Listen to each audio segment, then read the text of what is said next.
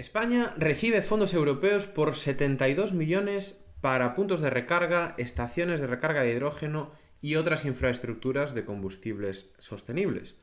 La semana pasada se publicó la resolución de la primera call de CEFAFIF, donde España recibió fondos para proyectos tan diversos como el almacenamiento de metanol, de amoníaco o incluso para el despliegue de hasta 28 hidrogeneras, sumado a otros proyectos de electromovilidad y similares.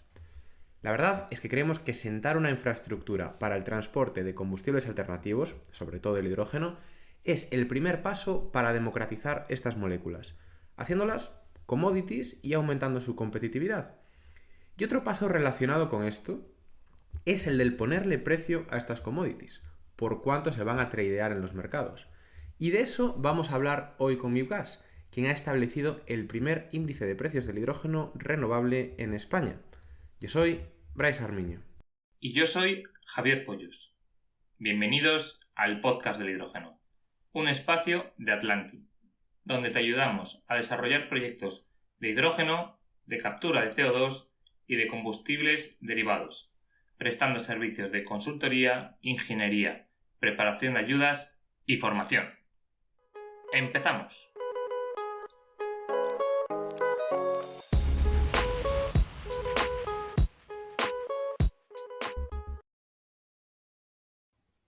Pues hoy tenemos la suerte de contar con Raúl Santamaría, director general de Mibgas. Raúl, bienvenido al podcast del hidrógeno. Pues muchas gracias por la invitación, encantado de estar con vosotros. Bienvenido, Raúl, al podcast del hidrógeno, es un placer tenerte aquí. Nos gustaría empezar con presentaciones. ¿Podrías presentarte tanto a ti como a Mibgas y contar cuál es el rol que realiza Mibgas en el mercado energético para aquellos que nos conozcan? Muy bien, pues bueno, personalmente yo soy ingeniero industrial eléctrico. Mi background, además de muchos años ya de vida laboral, fundamentalmente es eléctrico. Yo trabajé en red eléctrica y participé en la creación de lo que es OMIE actualmente como mercado de electricidad, de donde también surgió el embrión de crear Mibgas como mercado del gas justamente hace 10 años, es decir, en febrero del 2015, justo es cuando yo tomé la decisión de que, bueno, me propusieron el puesto de ser responsable desde la dirección de Mibgas y acepté, así que ya llevo pues justo 10 años trabajando en el mundo del gas, aunque con una conexión muy grande con el mercado eléctrico también, ¿no? Mibgas se creó hace 10 años, efectivamente, por ley. Curiosamente, España fue un país muy pionero en la creación del mercado eléctrico, cuando no existía casi en ninguna parte, pero muy retrasado en la creación del mercado del gas, pero finalmente se crea en 2015 y, bueno, pues hubo que desarrollar todo desde cero, ¿no? Aunque teníamos el conocimiento del mercado eléctrico, pues hay grandes diferencias, aunque compartimos pues sistemas informáticos, mucho conocimiento, muchos procesos con el mercado de electricidad. Y bueno, pues debo decir que la verdad es que Mibgas ha sido un caso de éxito, ¿no? Porque empezamos negociando poquísimo. Me acuerdo el primer año, pues era para darse a conocer y poco menos que romper el business as usual, ¿no? De la gente que estaba acostumbrada a hacer contratos bilaterales y, bueno, pues había una nueva plataforma. Y hoy, pues viendo los datos de cómo hemos cerrado 2024 y los primeros datos de 2025, pues estamos negociando en la plataforma de Mibgas el equivalente al 50% de la demanda de gas natural, ¿no? Lo cual es pues un éxito, la verdad, porque nuestros objetivos en aquel momento era negociar aproximadamente un 30%, ¿no? Con lo cual podemos decir que efectivamente podemos darnos por satisfechos. Y Mibgas ahora, desde hace un par de años, pues también está en un proceso de participar en la descarbonización, encontrar nuevas líneas de negocio en esto, porque entendemos que el negocio del gas natural fósil, aunque va a continuar, hay que complementarlo y hay que colaborar en lo que es la política europea y la política nacional de avanzar en la descarbonización. Y como somos un mercado de gas, pues al fin y al cabo los candidatos naturales de esto son el hidrógeno y el biometano, ¿no? De una forma más o menos clara. Raúl, aquí que estabas ahora comentando que negociáis, ¿no? El 50% del gas en España. Entiendo que cuando negociáis hidrógeno o biometano será muy similar el procedimiento. O sea, ¿de qué va esto de negociamos? Quiero decir, ¿la gente os vende, vosotros compráis y luego revendéis o simplemente sois una plataforma? ¿En qué consiste ser el mercado? Bueno, Mibgas es un mercado organizado. Esto quiere decir que actúa de contraparte central, es decir, los vendedores nos venden a nosotros, que inmediatamente se lo vendemos a los compradores en el mismo instante. Es decir, los vendedores y compradores no se conocen entre sí, actúan anónimamente y esto se hace a través de una plataforma electrónica donde se ven las subastas de compra y venta y se cruzan inmediatamente. Es decir, ves en pantalla una cantidad y un precio que te gusta, en el sentido de que quieres comprar o vender, haces clic e inmediatamente tienes una transacción, ¿no? Entonces esto funciona con un mecanismo de subasta apertura y unas horas del día hasta las 6 de la tarde, pues en mercado continuo que se llama, y es un funcionamiento muy parecido a los mercados financieros. Es decir, cuando tú negocias una acción de Telefónica, vamos a poner, pues hay una subasta apertura por la mañana, la cotización evoluciona a lo largo del día en función de las compras y ventas que se están realizando y hay un precio de cierre cuando cierra la sesión, que es todo lo que vemos. Hoy ha cerrado el IBEX en tanto, ¿no? Ha subido o ha bajado. Pues el gas es igual, hay múltiples productos que básicamente están relacionados con el plazo en el que se compra y vende el gas. El producto más popular o el más líquido es el del día siguiente, el day ahead, ¿no? Que se suele llamar en los mercados, pero también se negocia gas para el mes siguiente, gas para el trimestre siguiente, incluso hasta 2 años vista, ¿no? Que estos son productos mucho menos líquidos. Los más líquidos son, como digo, el gas para mañana, pero también el gas para hoy, ¿no? Alguien que tiene que arreglar un desbalance, pues acude aquí a realizarlo. Y este es el tipo de negociación, es puramente electrónica, anónima y donde todos los participantes tienen exactamente las mismas condiciones de participación. Es decir, seas un grande, seas un pequeño, hayas negociado mucho o tengas mucho poder empresarial o tengas poco, se te exigen las mismas garantías y tienes las mismas reglas de funcionamiento y por tanto es un sistema, como yo digo, absolutamente democrático, ¿no? O sea, aquí todo el mundo tiene las mismas ocasiones de negociar, ¿no? Y esto es fundamental para el desarrollo de mercados líquidos, ¿no? Porque si no, evidentemente los que tienen más poder de negociación pues acaban marcando por un lado el precio por su peso, ¿no? De alguna manera, y por otro lado pues también pueden dejar fuera a participantes, digamos, incómodos simplemente pues bloqueando la negociación con ellos, ¿no? Entonces, desde este punto de vista, el mercado organizado es esencial y esto se ha demostrado en España para que el mercado de una commodity se perfeccione, ¿no? Y este es el papel que hacemos. O sea, estamos obligados por la regulación, porque hay que decir que Mibgas es un mercado regulado, es decir, está en la ley la creación de Mibgas, pero también las reglas de cómo debe funcionar, pues nos obliga a tener exactamente el mismo trato con todo el mundo y por tanto la neutralidad, que luego hablaremos de ella quizá, es una de las características más importantes de este mercado. Aquí me surge una duda, Raúl, por terminar de entenderlo, porque ahora cuando alguien pregunta, ¿no? ¿Cuál es el precio del gas natural hoy? Pues lo primero que hace es ir a la página de Mibgas y según el producto que quiera comparar, el Day Ahead que has comentado, el Month Ahead o, bueno, el producto que quieras ver, lo ves y está el indicador del último precio cerrado del que quieras, ¿no? Hasta hace 10 años que no había esta referencia, era todo cuestión oculta, todo contratos bilaterales. Sí, exactamente. El mercado en España había cierta liquidez, pero esto se reducía pues a los 12, 15 comercializadores más importantes que se conocían entre sí, que se llamaban para hacer transacciones, ¿no? ¿Cuál era el precio? Pues al final esto era conocido por los propios participantes y por algunos brokers que empezaban en aquel momento a gestionar también contratos bilaterales en cuanto a intermediación, ¿no? Pero el precio era desconocido, es decir, esto se basaba en que agencias de reporting como ICIS o Plus pues llamaban a algunos traders y esto les podían comunicar, bueno, sí, el gas hoy se ha negociado a tanto, ¿no?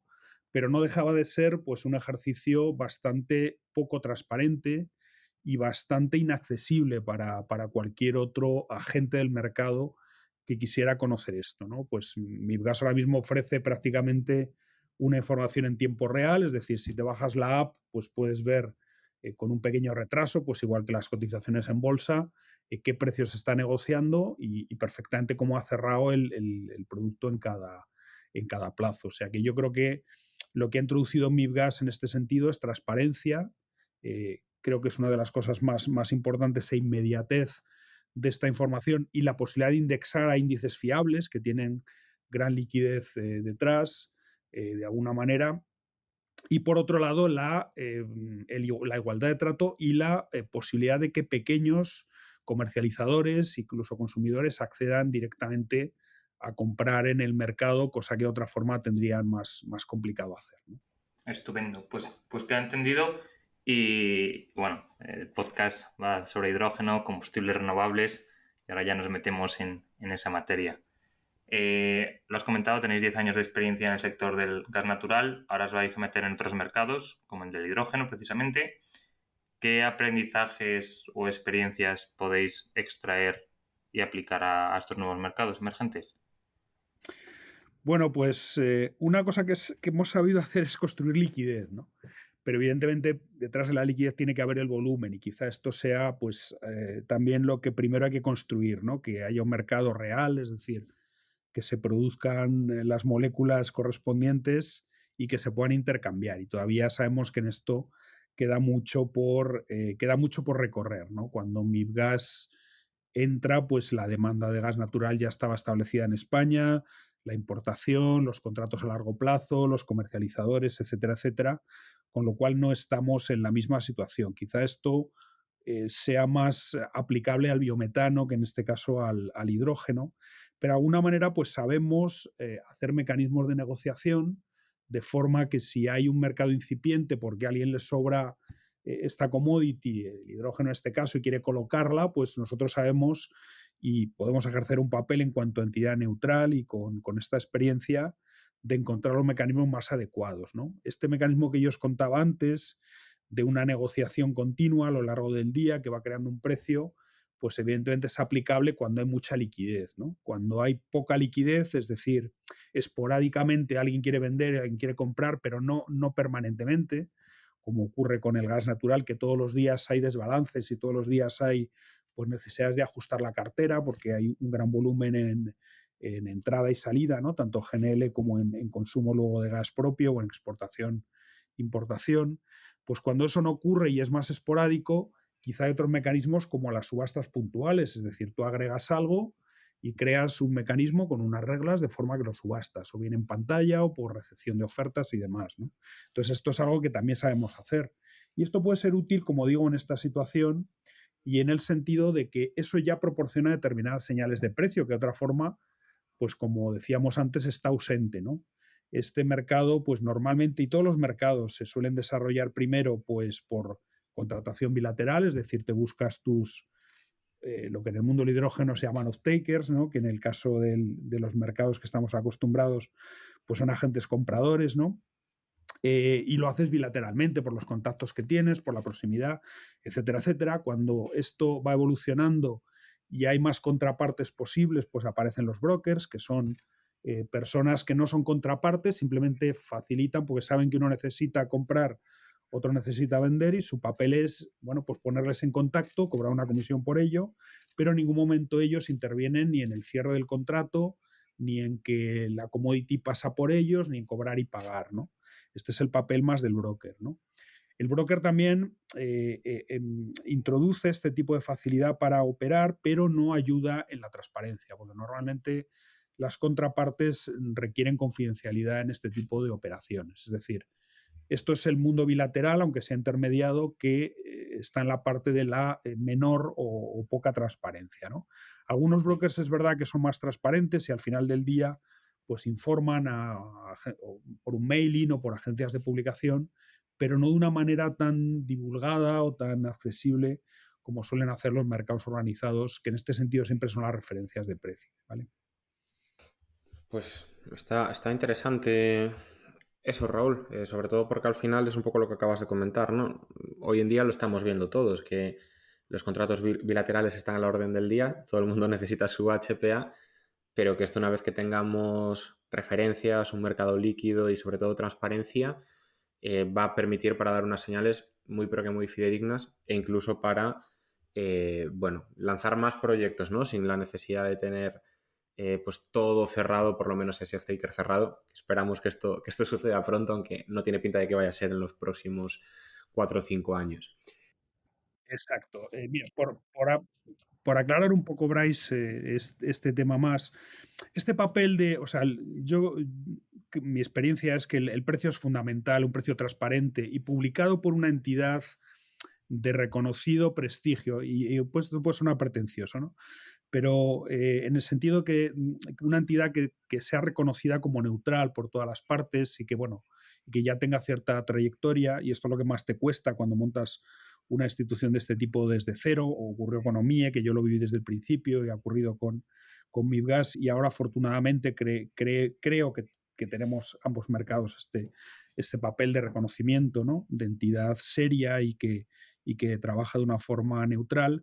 Este papel a veces lo hacen las agencias de reporte de precios. Estoy hablando de Argus, los conocéis todos vosotros, ¿no? Y porque además ejercen este papel para montones de commodities, ¿no? Materias primas de todo tipo, etcétera. Argus, Platts, ICIS, etcétera. Pues son entidades que en este sentido han hecho este papel, pero no deja de ser entidades que se basan en el reporte de poquitas transacciones por algunos agentes, ¿no? Y desde este punto de vista, pues una entidad que haga este papel creo que tiene un peso un poquito mayor, porque también, y esto lo veremos si hablamos del índice, también las metodologías tienen un importante papel a la hora de hacer este tipo de publicaciones o de índices de precios. Sí, sí, está totalmente claro. Además, bueno, ahora sí que hablaremos ya del índice, ¿no? Pero, pero sucede una cosa que al final es un poco como las empresas verificadoras y demás, ¿no? Que tú vendes confianza también en cierto aspecto y vendes transparencia y que la gente sepa que eres una referencia que no está manipulada de algún modo. Y eso solo se alcanza, pues como decíamos, ¿no? Siendo transparentes, haciendo las cosas bien y con ciertos procedimientos que ahora que ya nos vamos al campo del hidrógeno y del índice, pues los podemos cubrir.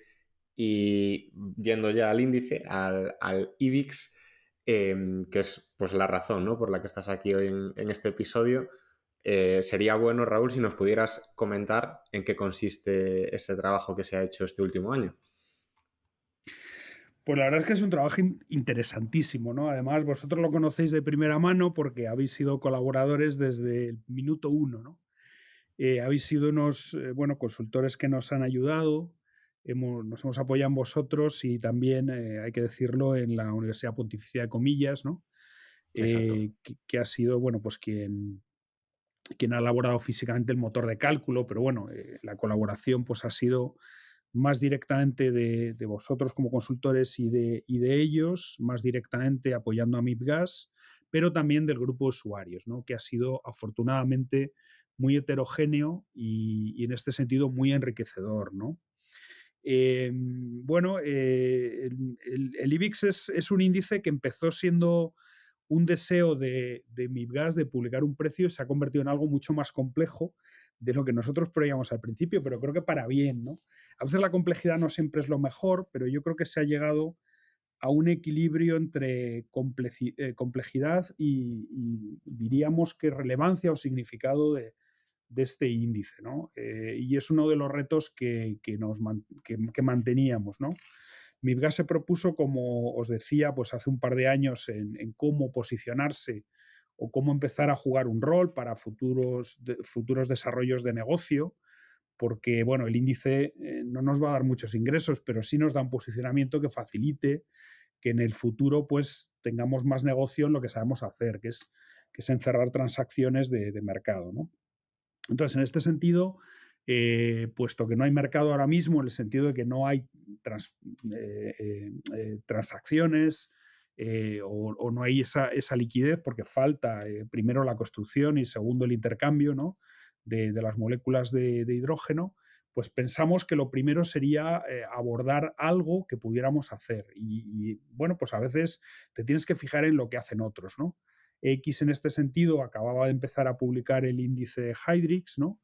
Que bueno, pues puede ser quizá por un impulso político, pero también de marketing o por un interés también de este propio mercado, que no deja de ser competencia nuestra, para posicionarse como referencia de un futuro mercado del hidrógeno, ¿no?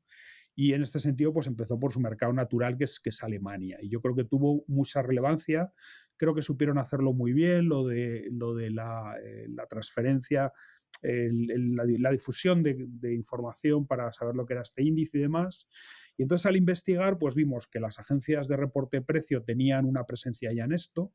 Es decir, es una commodity más que va a tener un lugar privilegiado.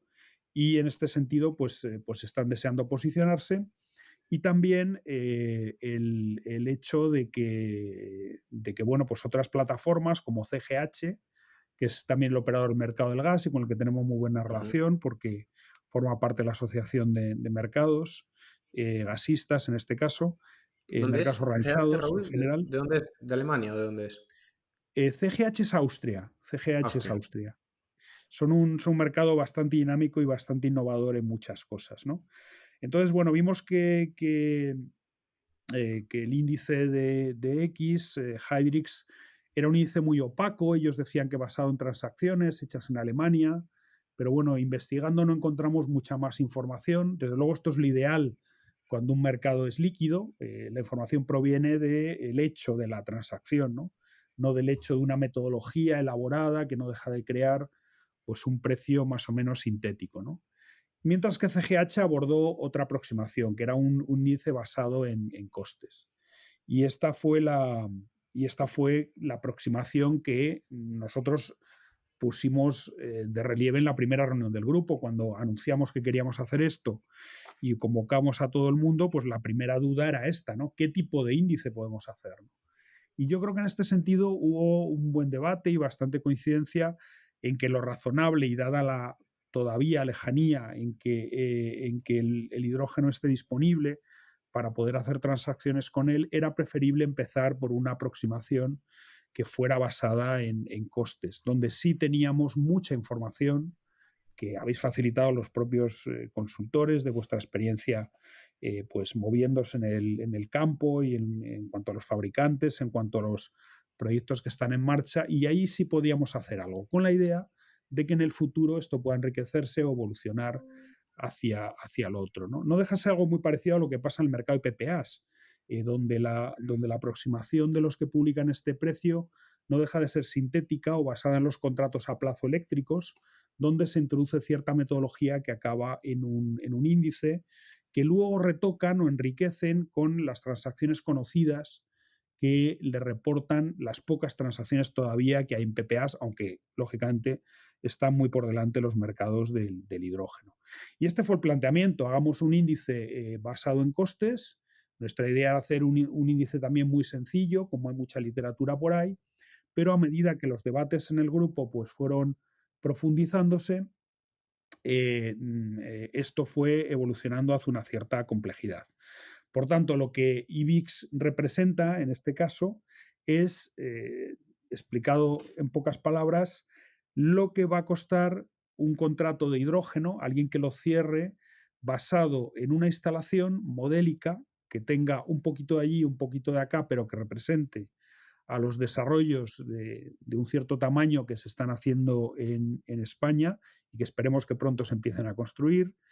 Que, como digo, con la información que tenemos hoy, se tome ahora la FID, la decisión de inversión, se empieza a construir y esté disponible pues en un año, como, bueno, siendo optimistas, ¿no? Y entonces este sería el precio al que como mínimo tendrías que cerrar un HPA cuando decides con una instalación tipificada con los parámetros que hemos decidido, cuánto te costaría o cuánto pedirías en hacer este HPA. Con lo cual no deja de ser no un índice de lo que cuesta producir ahora el hidrógeno o el precio al que se está intercambiando ahora el hidrógeno, las pequeñas transacciones que haya o residuales, sino en lo que va a costar a futuro en una instalación que decida ahora, con la información que tenemos ahora de costes, de contratos, de pues tecnología, de producción solar, eólica, etcétera, etcétera, lo que va a costar producirlo para que puedas cerrar cuanto antes este contrato, ¿vale? ¿Ese precio está ahora en cuánto? Está ahora mismo en 5,83. Empezó en 5,83. 5,85, Bueno, prácticamente bueno. subió a 5,90 porque se movieron bastante los PPAs y ahora se ha abaratado hasta 5,83 por varios factores que son los que vamos variando cada semana, ¿no? Hay un montón de parámetros, la verdad es que no los he contado, pero son decenas Sí, de sí, la parámetros. verdad que hay Nosotros un montón. pensamos que habría poquitos, pero la verdad es que hay decenas. Se ha llegado a una modelización muy, muy detallada. Fijaros, por ejemplo, que para ser muy sucinto, ¿no? El índice este IBIX se basa en reporte de poquísimas transacciones. Ellos dicen como mínimo 3 o 4 transacciones que se les comunique en Alemania.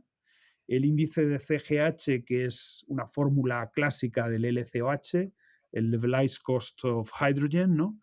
Se basa en simplemente pues, determinar unos poquitos parámetros, que es elegir un electrolizador. En este sentido, ellos eligen una tecnología, una determinada un determinado rendimiento, unas horas de, pues el deterioro, ¿no? A lo largo del tiempo, unos años en que validan la inversión y simplemente se alimentan de PPAs, de precios de PPAs que le reportan para Austria y determinan un coste de capital, un WACC. Y entonces simplemente lo que se hace es que se calcula cuánto hidrógeno vas a producir durante este tiempo de vida, lo descuentan al WACC, digo, para traer a valor actual esto, y los costes proyectados en todo este tiempo, los que conoces, y también lo descuentas con esta tasa de descuento que es el WACC. Simplemente dividiendo costes por producción, pues tienes los euros por kilo que tú calculas, ¿no? Esta es una aproximación sencilla, pero muy clásica, muy aproximada para determinar esto, ¿no? Nosotros empezamos por aquí, pero como bien sabéis, pues esto se fue complicando porque el grupo de trabajo hubo muchas voces y creo que de mucho peso y de mucho conocimiento que consideraron que había que hacer algo un poquito más complejo y significativo.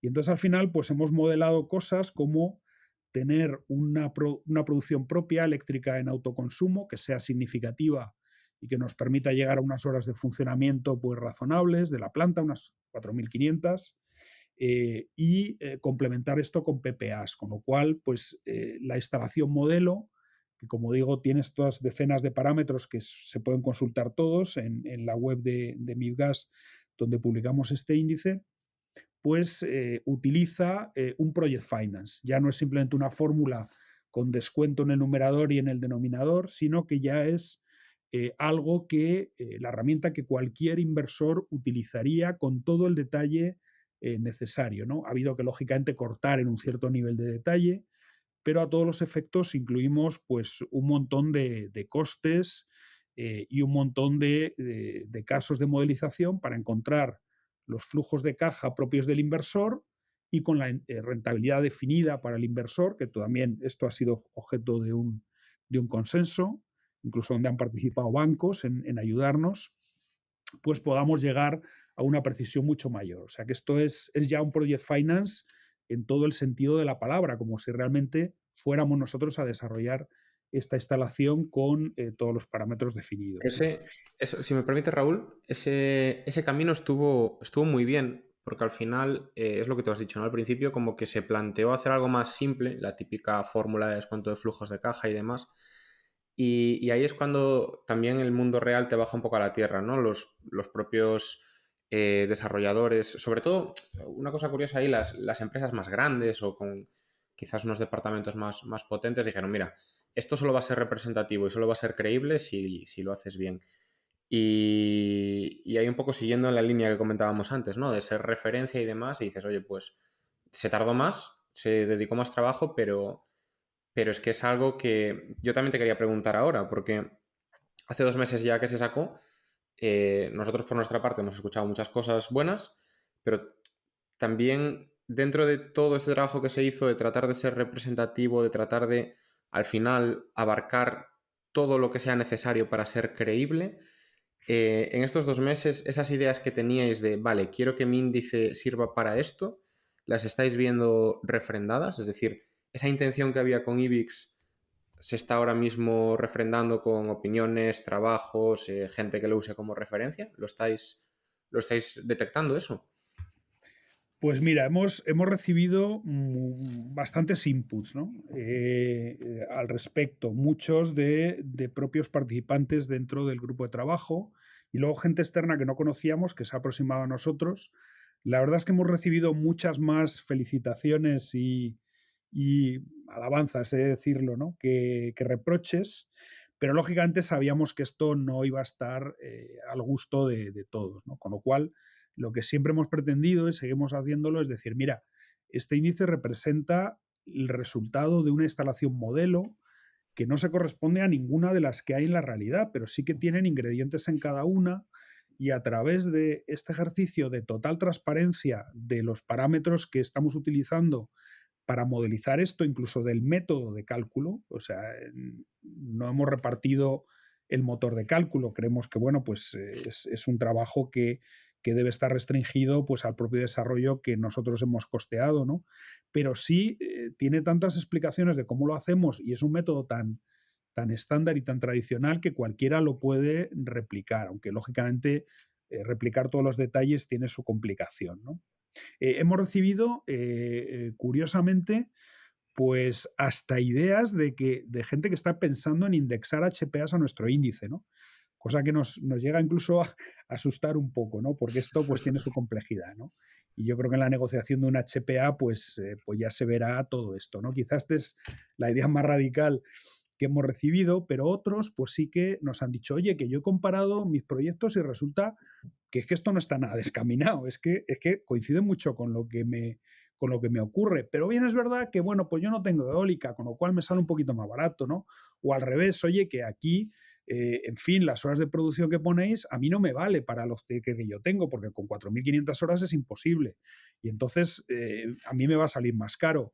Oye, esto a lo mejor me pone en evidencia. No, explica, esto es fácil de explicar. Esto es para con esta configuración, es decir, en la tuya yo también explicaría fácil por qué a lo mejor no te sale este LCOH, sino te sale otro distinto, ¿no? Con lo cual ha habido gran diversidad, pero yo creo que ha sido acogido muy positivamente en el sentido de que el mensaje más importante que hemos recibido es que es bastante realista, ¿no? O sea, es que esto sí me lo puedo creer, ¿no? Y a lo mejor dentro del rango que se valoraba en el sector, quizá está un poquito más en la parte baja, y no creo que sea debido a simplificaciones que hayamos hecho o costes que hayamos obviado, ¿no? Sino que, bueno, pues la asunción ha sido quizá un poquito más favorable que otros proyectos que están en marcha, pero también sabemos de otros proyectos que, bueno, que dicen que pueden hacerlo batir esta referencia, ¿no? Y entonces creo que ya solo por eso está siendo útil al sector, ¿no? Totalmente. Y relacionado con eso, al final es un índice que tiene el modelo detrás, ¿no? Las variables, los inputs, que al final es lo que da, es la transparencia en la metodología, una de las cosas que más han valorado, ¿no? los usuarios. Esa transparencia que destaca, ¿no? Y que muchas veces nos han comentado, ¿no? Quienes lo han visto, oye, está muy bien explicado todo en la página web, se puede ver todo, se puede incluso replicar, como bien ha dicho Raúl, en el modelo propio de cada empresa. ¿Por qué lo habéis hecho así? ¿Queréis ser transparentes? ¿Queréis ser neutros? ¿Queréis distinguiros de otros índices europeos? Pues sí, mira, yo creo que cuando evalúas cuáles son los factores de éxito, ¿no? de algo que haces, y eso seguro que lo hacéis cada día vosotros en los proyectos en los que estáis involucrados, ¿no? Pues nosotros llegamos a valorar varias cosas, ¿no? Una de ellas fue decir, y insisto que esto puede parecer un poco arrogante, pero no es la idea, ¿no? MIBGAS está en una posición quizá privilegiada para poder hacer esto, ¿no? Mucho mejor posicionada que otros, ¿no? Que otras entidades u otras. ¿Por qué? Porque estamos en un mercado, esto es un precio, es algo que sabemos hacer, aunque nuestros mecanismos sean de transacciones y de liquidez, no de crear índices sintéticos, pero no nos es tan ajeno, porque vemos todos los días las publicaciones que se hacen por las agencias de publicación y muchas de ellas utilizan metodologías parecidas, ¿no? En este sentido es la posición de nuestra entidad, ¿no? Y la neutralidad, tú lo has dicho, es decir, nosotros no tenemos interés en ningún proyecto, no vivimos tampoco de la consultoría, quiero decir que hemos hecho esta inversión por tener un posicionamiento en cuanto a referencia de precios y crear un futuro marketplace, y esto lo declaramos desde el principio, ¿no?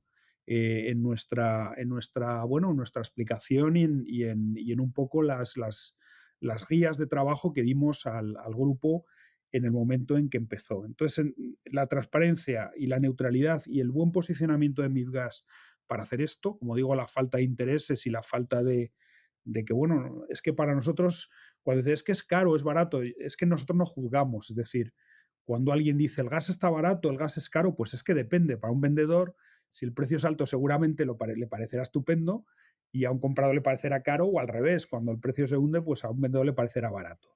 Y como mercado y contraparte central, nosotros no tenemos opinión en esto. El precio es el que dice el mercado. Y en este sentido, nuestra mayor preocupación fue que el modelo no fuera atacable o no fuera criticable. Por supuesto que va a ser criticable, o sea, alguien va a decir, oye, os falta por modelar esto, o decir, no, esto lo tenéis sobreestimado, o oye, que habéis puesto un CAPEX, es otro de los aspectos más polémicos, ¿no? Que como sabéis hubo de las discusiones del grupo, pues es que esto no es realista.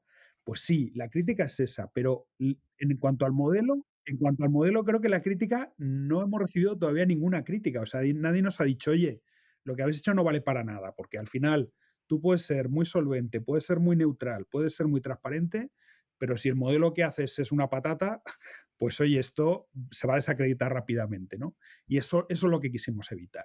Nosotros pensamos que con un cierto nivel de simplicidad podría ser suficiente, pero vimos a medida que recibíamos opiniones, tanto expresadas dentro del grupo como luego en privado, ¿no? Porque las dinámicas de grupo pues también hace que todo el mundo no quiera hablar en público, pero luego sí que te lo dan en privado. Ha sido, la verdad es que muy generosa la participación. Decir, oye, si hacéis esto, esto va a quedar cojo. O si vais por aquí, es que los proyectos no corresponden a esto. Es decir, en España los proyectos van por otro lado, entonces lo que vais a hacer no es representativo. Bueno, si hacéis esto, os va a salir algo que os está faltando esto. En fin, entonces, todos esos ingredientes nos han llevado a este grado de consenso, en el que vosotros pues también habéis participado como consultores, como digo, y la Universidad Pontificia de Comillas, creo que hemos hecho un buen grupo en saber llevar a todos a decir, bueno, pues el barco tiene que ser de este tamaño y tiene que flotar de esta manera, ¿no? Y creo que lo hemos conseguido. Yo en este sentido, lo que más me temía, que era críticas por falta de credibilidad en cuanto a la consistencia del modelo, porque sabíamos que el otro lo íbamos a hacer, pues creo que están razonablemente superadas, por lo menos con nuestra satisfacción. Sí, y no, te comentaba que el tema del CAPEX, incluso al acabar, cuando luego se publicó, a nosotros nos hablaba gente y nos decía, oye, que el mío está muy por arriba, o oye, que el mío está muy, muy por debajo, ¿no? O sea, eso es algo que va a seguir siempre levantando polémica.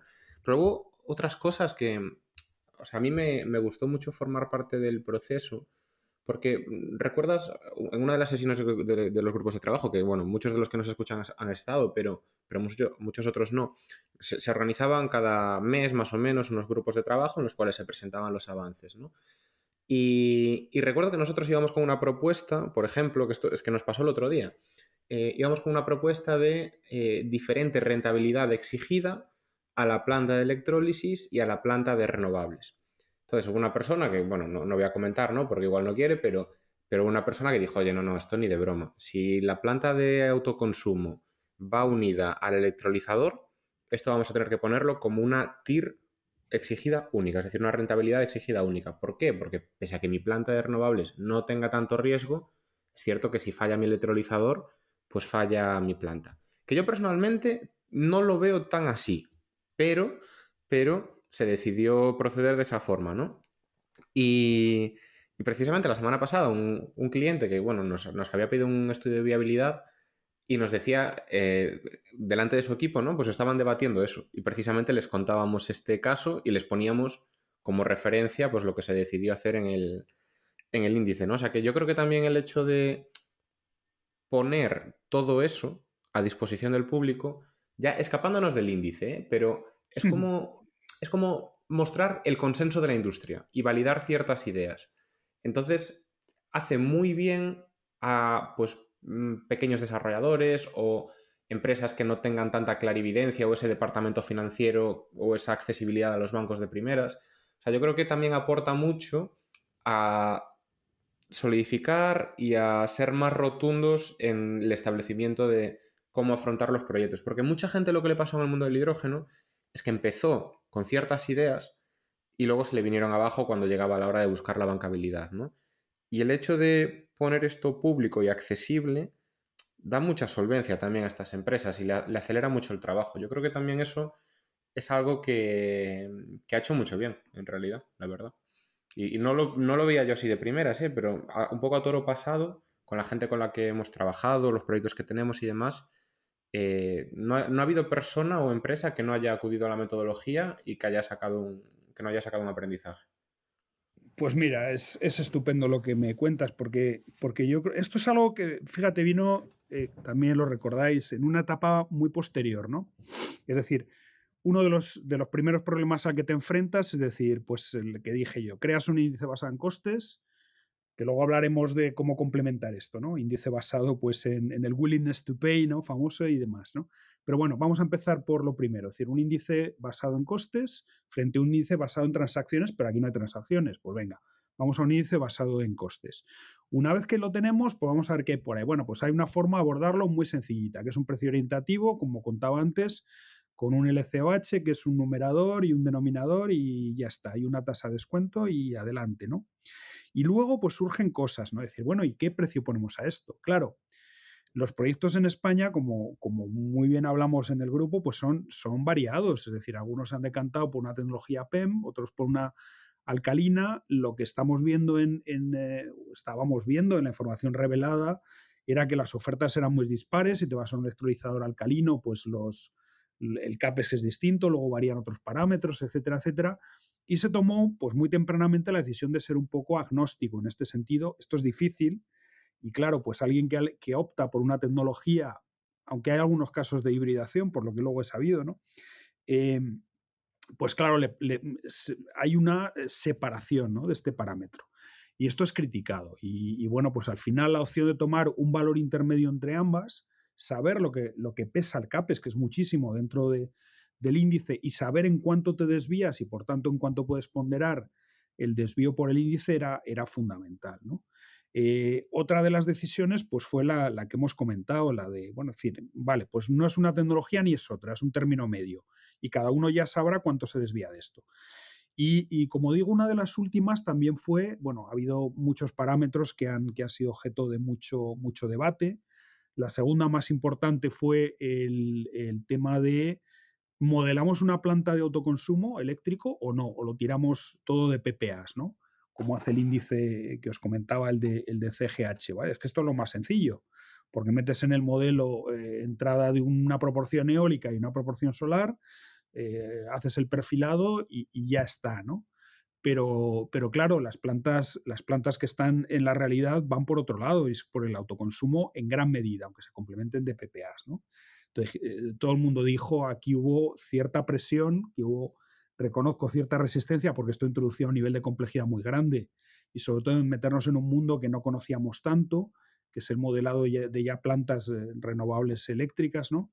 Pues bueno, hubo mucha colaboración, la verdad es que nos animan a decir, no, esto no es tan difícil, esto es una tecnología conocida, esto se puede hacer. Por tanto, decidimos dar ese paso y eso fue otra de las decisiones más importantes.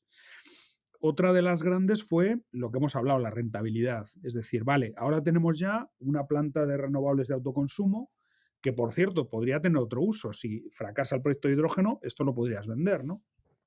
Sí, pero con un cierto condicionamiento, y es que tu emplazamiento tenga un acceso a red, cosa que no es tan común, ¿no? Y bueno, por último, cronológicamente, otra de las que pesó mucho era hacer un project finance, ¿no? Hacer esto con un motor de cálculo mucho más complejo y mucho más parecido a los proyectos.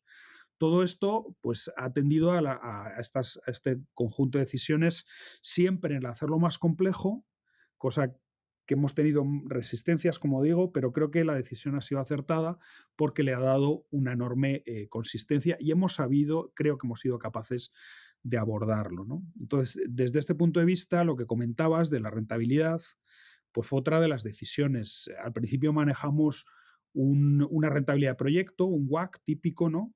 Y al final también se decidió separar. Vamos a separar una rentabilidad de la deuda, que por cierto además es más o menos, es bastante transparente porque, bueno, pues el Euribor cotiza y esto se puede saber, le añades 300 puntos básicos, que es lo que nos están diciendo los financiadores, que normalmente es la prima que piden para un proyecto de este tipo, y hay que saber entonces la rentabilidad del capital, ¿no? Entonces, bueno, pues en vez de ir a un flujo, a un descuento de flujos de caja del proyecto, pues decidimos hacer los flujos de caja propios del accionista, ¿no? Y por tanto tienes que saber la rentabilidad del accionista. Pero claro, también te venía la duda, bueno, pero es que aquí estoy haciendo o modelando una instalación muy compleja, que es que tiene una parte de una renovable, de las que se saben hacer porque se han hecho muchísimas en España, y una parte de electrolizador, ¿no? ¿Es aplicable la misma rentabilidad a ambas? Porque evidentemente si haces un proyecto de renovable para producción eléctrica, la rentabilidad de esto mismo, que es exactamente igual, es otra. No es el 14% que hemos puesto, ¿no? Como un cierto valor también más o menos de consenso, que también ha costado, sino que a lo mejor está más cercana a un 10%, ¿no? O quizá algo menos todavía por ser una instalación probada, por haber un cierto mercado, por haber un cierto mercado de PPAs, etcétera, etcétera, ¿no? Y esto también fue una decisión muy debatida, y es decir, no, aquí si fracasa una parte del proyecto, fracasa todo. Y por tanto, lo razonable es entender que la rentabilidad del conjunto de la inversión que vas a hacer está absolutamente ligada. Y por tanto, tenemos una rentabilidad de la deuda, un cierto apalancamiento y una rentabilidad del accionista, pero en este caso es la misma para la instalación de autoconsumo que la otra. Y esto no ha favorecido al índice en cuestión de ser más barato, porque desde luego poniendo una rentabilidad en el autoconsumo, nos habría salido un coste, un LCOE, el Levelized Cost of Electricity, ¿no? Para el aumento, para alimentar el electrolizador, que evidentemente sería más barato del que estamos teniendo y el índice hubiera tendido a la baja, ¿no? Por tanto, también es lo que os quería decir. No hemos intentado forzar al índice en un sentido u otro, ¿no?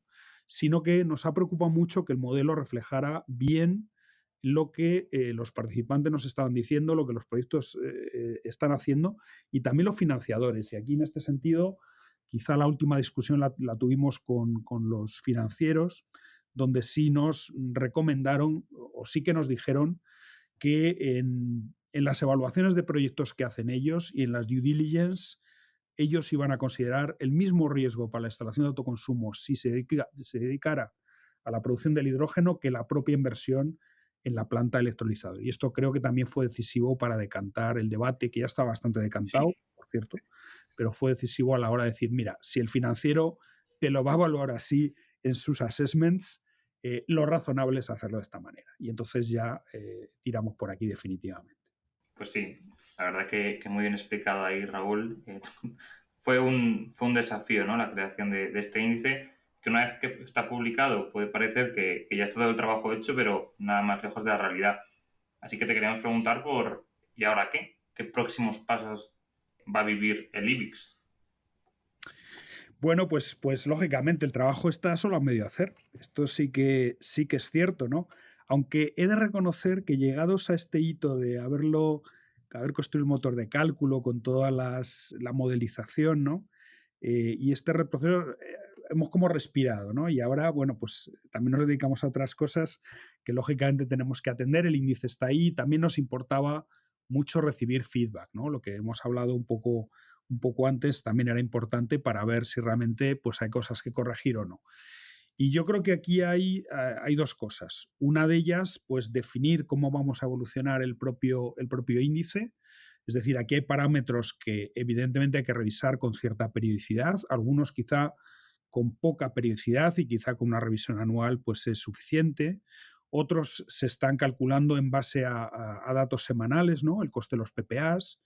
Hemos hecho un acuerdo con Pexapark, ¿no? Como una de las entidades de reporte de precios pues reputadas, que de alguna manera nos ha hecho una buena oferta y que va a ayudar a divulgar el índice nuestro también, lo cual es una contrapartida interesante. Utilizamos el Euribor semanalmente y también el precio del CO2, ¿no? Porque uno de los inputs, uno de los parámetros del modelo, pues es que tú puedes vender los derechos de CO2 que te van a otorgar por la producción de hidrógeno renovable, que es, bueno, pues otra de las cosas, detalles secundarios, pero que están ahí, que contemplamos en su día. Estas tres variables son las que semanalmente variamos en función de la cotización que tenemos para hacer el cálculo del índice, ¿no? Lógicamente va a haber que revisar cosas como el CAPEX, la evolución de la tecnología, si los seguros van a más o a menos, el OPEX, es decir, el coste de las placas solares para la propia instalación de autoconsumo, si evoluciona las turbinas eólicas que también se han modelado en este sentido. Es decir, estas son cosas que habrá que revisar pues probablemente cada 3, 4, 6 meses, ¿no? Pero que está ahí, estamos ahora mismo pues en un procedimiento que queremos someter también al grupo de trabajo para validar esta propia evolución del índice, ¿no? Por ejemplo, CGH pues ha hecho una evolución bastante brusca, ¿no? En diciembre, justamente cuando coincidimos con esto, pues ha movido drásticamente la eficiencia del electrolizador, las horas, ha puesto un WACC del 6,5%, cosa que nos ha sorprendido mucho porque es muy bajo, ¿no? En fin, nosotros veremos, es decir, o sea, vamos a someter esto al buen criterio que creo que hasta ahora hemos tenido de que el grupo nos dé feedback e ir viendo cómo lo hacemos, ¿no? Y esto en cuanto a la parte de evolucionar el índice que hay ahora, ¿no?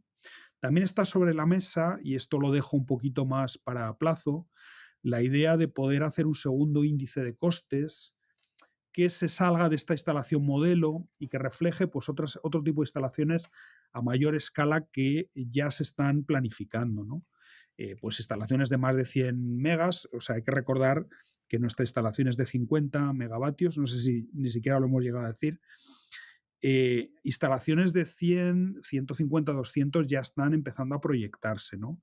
Y quizá, pues lógicamente, hay otra forma de instalación, otro tipo de necesidad, de horas de funcionamiento, etcétera, etcétera, que hay que introducir y probablemente esto dé lugar, pero no está en nuestro horizonte inmediato, el crear un índice large scale, digamos, ¿no? Pero también basado en costes de producción. Y lo que estamos estudiando, que ya se han dado pasos en el grupo, pues es cómo reflejar lo que está ocurriendo en el mundo del hidrógeno, que es saber cuál es el gap entre la producción o el que quiere vender y el off-taker, el que quiere comprar, ¿no? Porque el gap, como hemos explicado muchas veces, en un mercado que no es líquido, pues es el que refleja la cercanía a esa liquidez, ¿no? El cómo se va a poder cerrar, pues con ayudas, etcétera, etcétera, con pues los mecanismos que pueda haber de múltiples tipos, ¿no? Contratos por diferencias, etcétera, etcétera. Pero desde luego lo importante es saber el gap. Y en este sentido hay que reflejar, pues creo que ya se han segmentado los sectores, y esto es lo difícil porque quizá no haya un precio único de demanda del hidrógeno, sino varios, que reflejen lo que el comprador, el off-taker, está dispuesto a pagar, el willingness to pay, ¿no? en la literatura o en la divulgación internacional. Y yo creo que este es el siguiente desafío, elegir qué sectores, probablemente un par de ellos, 3, más inmediatos, donde ya se conoce una cierta regulación de las obligaciones, donde está más claro pues, el coste de la materia prima que sería sustituida por este hidrógeno renovable, y pues crear estos índices desde el punto de vista del comprador, lo que el comprador está dispuesto a pagar para reflejar este potencial gap, ¿no? Esto creo que son los siguientes pasos, pero pueden aparecer cosas en el horizonte que nos hagan cambiar un poco el modelado del índice, y concretamente estoy pensando en el próximo acto delegado, reglamento delegado del hidrógeno low carbon. puesto que esto, y sobre todo si se acaba tocando el acto delegado del hidrógeno RFNBO, en cuanto sobre todo a la simultaneidad horaria, a la correlación horaria, ¿no? Correlación temporal, básicamente. Si esto se acaba cambiando, desde luego sí que muchos proyectos nos han dicho que habría que considerar seriamente el uso de horas de red en electricidad para complementar la producción. Y esto sí que puede cambiar el índice y desde luego estaríamos dispuestos a considerarlo. Bueno, estas son las tres líneas. Evolución del hidrógeno, y este puede ser un hecho, el último que he mencionado, la posibilidad de ampliar el índice de costes a un large scale y lo que quizás sea más inmediato, pues saber lo que la demanda está dispuesta a pagar e intentar reflejarlo en índices quizá por sectores, ¿no? Pues sí, muy interesante, Raúl. Yo creo que ya deberíamos de ir cerrando el capítulo, si os parece, de IBIX, porque otra de las actividades interesantes que habéis hecho el año pasado y que, si no me equivoco, todavía continúa abierta, es una subasta para la compraventa de hidrógeno, que además es la primera que se hace en España y, según entiendo, de las primeras que debe haber en Europa, si no la primera también. Entonces, ¿nos puedes contar un poco también de qué va esta iniciativa? Porque al final no deja de ser ir dando pasos, ¿no?, hacia esa creación de un mercado, como ya tenéis hoy en día con el gas natural. Pues sí, la verdad es que esto ha venido quizá un poco antes de lo que esperábamos, ¿no? Pues mira, ha sido un efecto también de visualizar a MIBGAS como un futuro marketplace, ¿no? Eh, Esta subasta es una idea piloto casi que hemos desarrollado pues con un productor que se acercó a nosotros hace tiempo. Coincidió mucho en el tiempo con las primeras ideas de publicar un índice, cuando empezamos a hablar de que queríamos introducirnos en el mundo del hidrógeno. He de decir que en el último año yo he aprendido muchísimo de hidrógeno, ¿no? Ha sido, la verdad, personalmente también tremendamente satisfactorio colaborar con tan buena gente, tan buenos conocedores del sector y empresas tan aventureras, ¿no? En este sentido, cuando yo vengo del mundo, fijaros, de las utilities más que nada, donde ha sido siempre todo algo mucho más conservador y todo a mucho más escala, ¿no?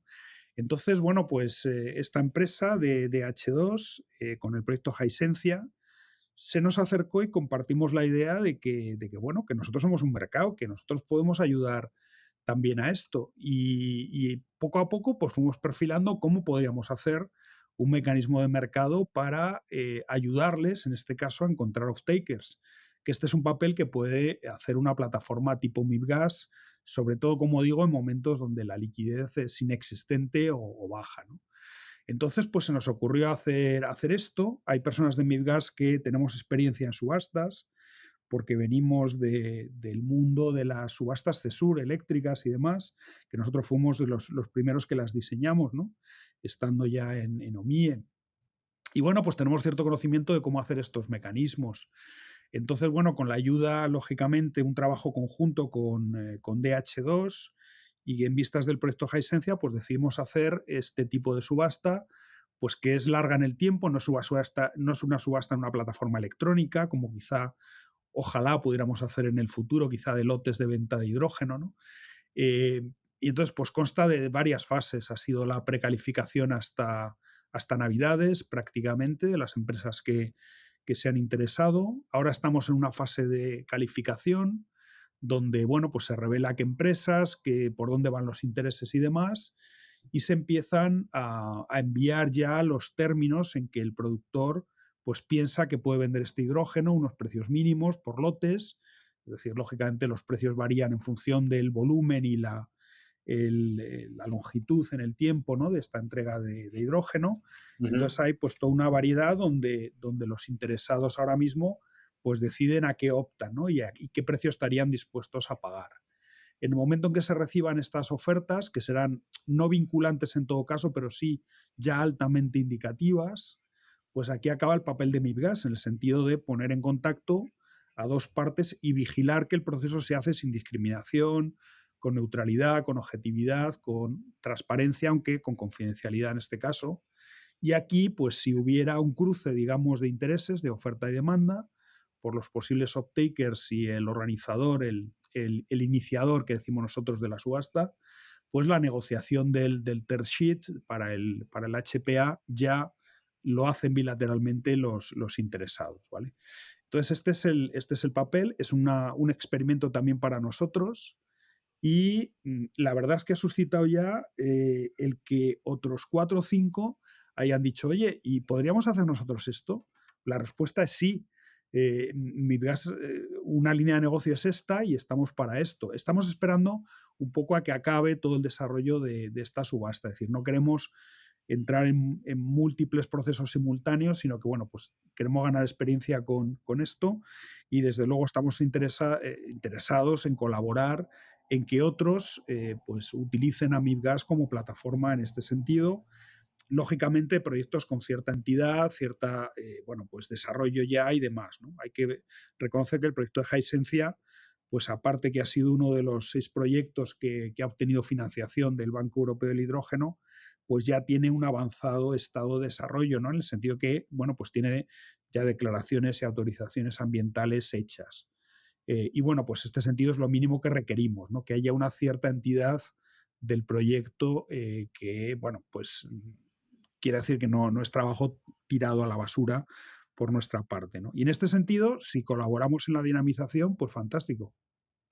¿No, Raúl? Quiero decir, eso para vosotros sí que es como nuevo, porque vosotros al final, en cierto aspecto, hasta tenéis que evaluar la credibilidad de ese proyecto, porque tampoco vais a poner todos los anuncios que hay de producción de hidrógeno en España en la plataforma, porque si no, estaríais perdiendo ese prestigio. Y eso para vosotros sí que es completamente nuevo, porque con el gas natural no es así, o no ha sido nunca así, vaya, es algo que te llega ya de otra parte, ¿no?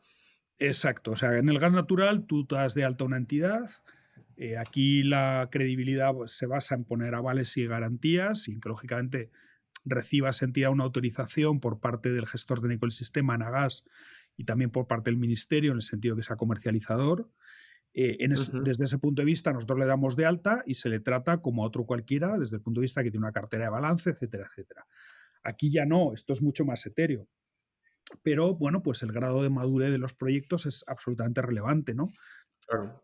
La entidad financiera, pues el hecho de el respaldo, quién está detrás, todo esto, pues bueno, es algo que de alguna manera nosotros podemos hacer. Hay un proyecto muy parecido que se nos ha encomendado regulatoriamente y es las subastas de combustibles extrapeninsulares. Sabéis que la generación eléctrica en los territorios de las islas y demás no va por el mercado eléctrico, sino que debido pues a todas las restricciones de que bueno, pues hay las instalaciones de producción que hay, pero tienen que abastecerse de combustibles de muy diverso tipo, además, algunas de fuel oil, otras gasóleos, otras gas natural inclusive, etcétera, etcétera.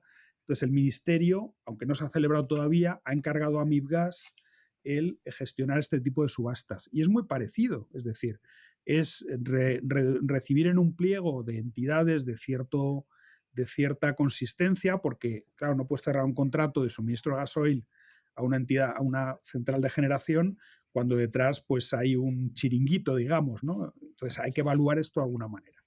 Entonces, regulatoriamente tenemos un papel en algo que es muy parecido a esto y que, bueno, pues estamos aprovechando para ejercerlo también en el mundo del hidrógeno. Así que, bueno, espero que la experiencia, desde luego, también está siendo positiva. Estamos aprendiendo muchas cosas de detalle de proyectos, también debido a la generosidad, pues en este sentido, de DH2. Y quiero mencionar expresamente a Marcos López Brea, bueno, pues un clásico ya del sector, que ha sido pues un aventurado también a unirse con nosotros para hacer esta subasta y sacarla adelante. Y nosotros, pues bueno, también nos jugamos un poco de prestigio en esto. Sabemos que es difícil, esto puede que no lleve a nada, ¿no? Al final, porque es difícil cerrar contratos de off-taking. Os lo debería preguntar yo a vosotros, ¿no? Que dijerais lo difícil que está siendo, ¿no? Pero de alguna manera, pues oye, es una entidad que está respaldada por esto, por el hecho de haber acudido al Banco Europeo del Hidrógeno y haber sido reconocido, y que, bueno, pues si no acaba en nada, tampoco perdemos nada. No estamos arriesgando tampoco una gran inversión, sino básicamente pues horas de trabajo que estamos poniendo en esto, que pueden servir de aprendizaje y de semilla para otras futuras subastas. 100%, sí, sí. Y para ir creando también esa cesta de productores y también de posibles compradores. Que yo te quería preguntar de esta gente que se ha interesado por la subasta, ¿qué perfil de participantes estáis viendo? Pues mira, esto es confidencial, no puedo contar mucho. Sí que tenemos un compromiso con DH2, con el proyecto Hisensia, de que si la subasta llega a buen término, al menos podamos publicar cierta información. O sea, dar cierta transparencia, que esto no quede en un contrato bilateral puro, sino que también de aquí salga alguna señal de precio, quizá, o de cantidades para el mercado. Esto todavía está sin definir, veremos qué resultado tiene, Ujú. pero también nos interesa mucho y creo que al sector le puede interesar mucho, ¿vale? Pero bueno, esto, como digo, está pendiente de terminar con el iniciador de la subasta. Como digo, no podemos revelar mucho, hay un pacto de confidencialidad en este proceso, pero hay interesados, y más de uno y más de dos, sí que puedo decir, y además de perfil muy variado, desde perfil grande hasta perfil casi de distribuidor o vendedor de hidrógeno en pequeña escala. O sea que, Vale. bueno, pues esto también es muy interesante, ¿no? Ver cómo puede ser el interés de entidades diversas, he de decirlo, que están todavía participando en este proyecto y que esperamos que acaben haciendo una oferta, aunque sea no vinculante, al promotor. Estupendo, pues ya para acabar tenemos otras dos preguntas que no se nos podían olvidar comentarte. La primera de todas, todo el rato has hablado del grupo de trabajo, de colaboradores. ¿Podrías un poco contar qué empresas, asociaciones, administración pública, ¿no? Que está también un poco respaldando todas estas conversaciones hay detrás de tanto del IBIS como de las subastas? Pues mira, fundamentalmente ha sido del grupo de trabajo, donde hemos recibido también un respaldo muy interesante de la administración. O sea, el propio ministerio, el MITECO, pues ha participado en todos los debates, incluso nos ha pedido que con nuestro modelo hagamos algún pequeño estudio de algo muy concreto, cosa que nos satisface un montón poder ayudar para futura regulación, ¿no? El IDAE nos ha participado, nos ha dado datos agrupados de proyectos del pasado, que nos ha servido pues, para dimensionar la planta y tener en consideración algunas cosas. La propia CNMC también ha participado.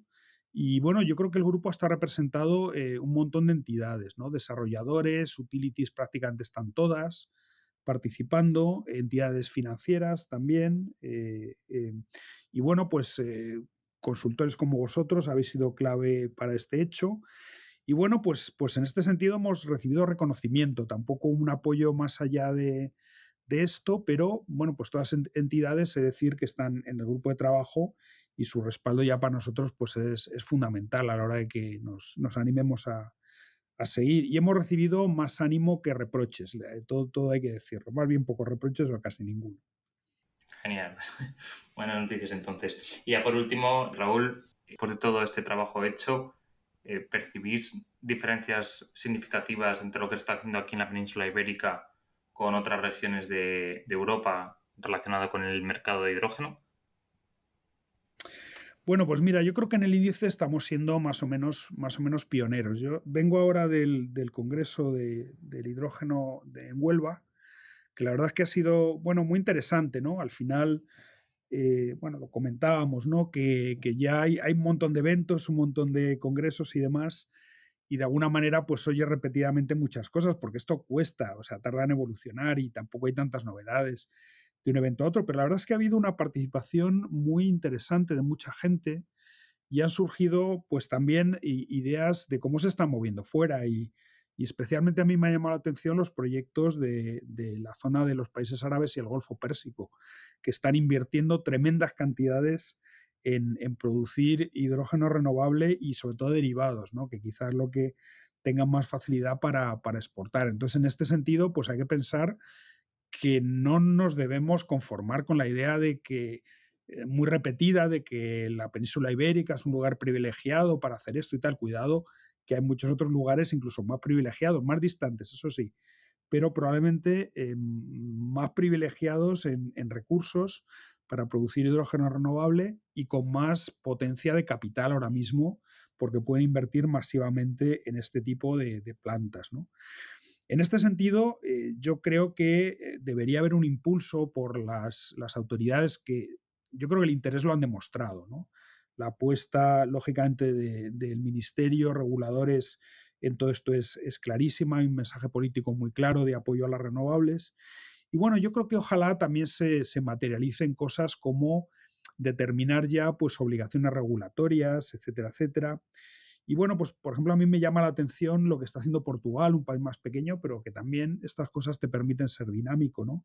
Sabéis que Portugal ha hecho una subasta organizada desde el regulador para bueno, pues comprar determinadas cantidades de hidrógeno y de biometano, son los dos a la vez, para que el comercializador allí de último recurso las compre obligatoriamente. Esto se internaliza en la tarifa y se haga en el caso del hidrógeno blending, y en el caso del biometano pues es la misma molécula que el gas natural, ¿no? Y se inyecten a la red y de esta manera pues promocionar el sector con off-takers, digamos, en este sentido subvencionados, porque en este momento sabemos que no hay otra forma de conseguirlo, pero con iniciativas ya muy claras y con mecanismos de mercado además, donde por cierto creo que pueden participar promotores españoles. O sea que esto es interesante. Creo que iniciativas de este tipo o establecer quizá algún mecanismo de contratos por diferencia, que sí estamos oyendo hablar en otros países de esto, pues puede ayudar a este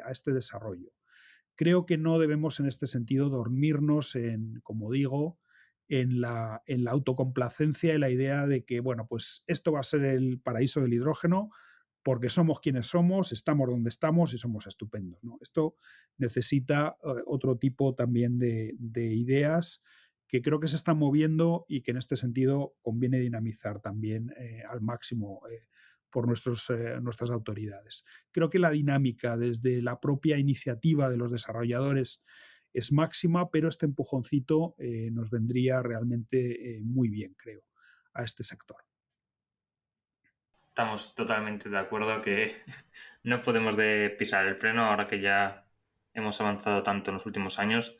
Es hora de rematar y posicionarnos a nivel europeo, a nivel mundial, como lo que queremos ser, como la potencia del hidrógeno y los combustibles renovables. Pues Raúl, yo creo que no tenemos nada más que añadir por nuestra parte. Muchas gracias por este interesantísimo episodio, que aunque se haya quedado un poco más largo de lo normal, yo creo que sí que merece la pena y todo lo que has contado. Y nada más que decir, agradecerte que hayas venido y encantados de poder seguir hablando contigo y viendo en los próximos eventos a MIBGAS posicionado como lo que es, ¿no?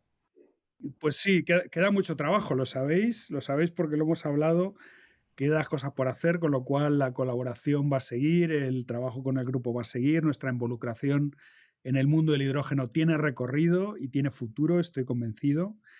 Y en este sentido, pues aquí vamos a estar y bueno, pues agradeceros a vosotros muchísimo, porque desde que os conocí personalmente, que tuvimos contacto pues a través de MIBGAS, pues yo personalmente y creo que el equipo de MIBGAS hemos aprendido mucho, hemos aprendido muchísimo del sector. Y bueno, pues animaros a seguir con esta labor de divulgación que hacéis, que creo que es valiosísima para el conocimiento. Sois unos entusiastas del hidrógeno, lo habéis demostrado desde el minuto 1 que os conocí y bueno, pues una enorme satisfacción estar con vosotros y ayudar en este papel de dinamizar este sector tan prometedor y que ojalá de verdad pues España tenga un papel muy relevante, quizá por primera vez en la historia, del desarrollo energético, donde siempre hemos sido pues de segunda o tercera o cuarta división, ¿no? Ojalá seamos primera división o Champions desde el minuto 1 y esto requiere mucho trabajo, mucha dedicación y bueno, pues mucha devoción, que creo que sí, existe también. Seguro que sí. Pues nada, muchas gracias por todo, Raúl. Un abrazo, Raúl, gracias. Gracias a vosotros. Un abrazo fuerte. Hasta luego. Y hasta aquí ha llegado el capítulo de hoy, en el que nos ha visitado Raúl Santamaría, de MIBGAS, quien nos ha contado todo lo que se puede extrapolar del mercado del gas natural al mercado del hidrógeno, las subastas de hidrógeno que están haciendo y el famosísimo IBIX, el índice de precios del hidrógeno. Esperemos que os haya gustado y que nos acompañéis durante los próximos episodios, ya que es mucho lo que tenemos y queremos contar. Dadle a like y suscribiros para ayudar a que este podcast crezca.